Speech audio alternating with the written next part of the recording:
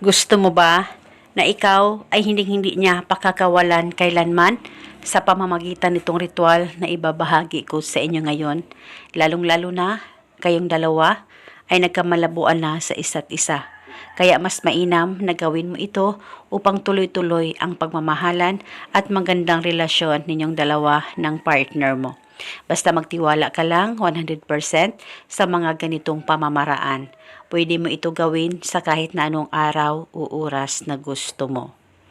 Ang gagawin mo lamang, kumuha ka ng bote, babasagin na bote, ay mas mainam na ito ang gagamitin mo at dapat may takipo ito.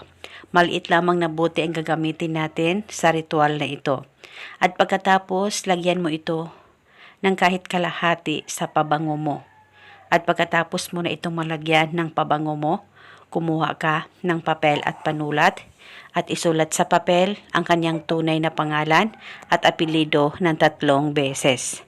At ang papel ay itupi o irol at isilid ito sa bote na inihanda mo na may pabango.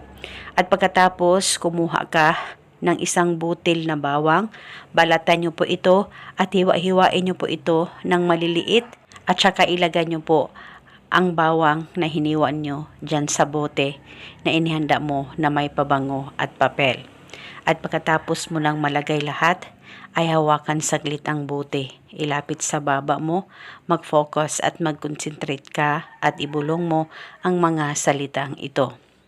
Pangalan at apelyido sa kapangyarihan nitong ritual, ako ay hindi mo pakakawalan kailanman. Ibulong mo lamang ito ng 3 beses. At pagkatapos ay takpan mo na ang bote at dalhin ito kahit saan ka man magpunta. O kung ikaw ay nasa bahay lang, pwedeng ilagay dyan sa bulsa mo o di kaya sa damitan mo. Basta itago ito pang matagalan. Dahil isa itong gabay upang tuloy-tuloy ang pagmamahalan at habang buhay, mamahalin ka ng partner mo. Basta magtiwala ka lang talaga.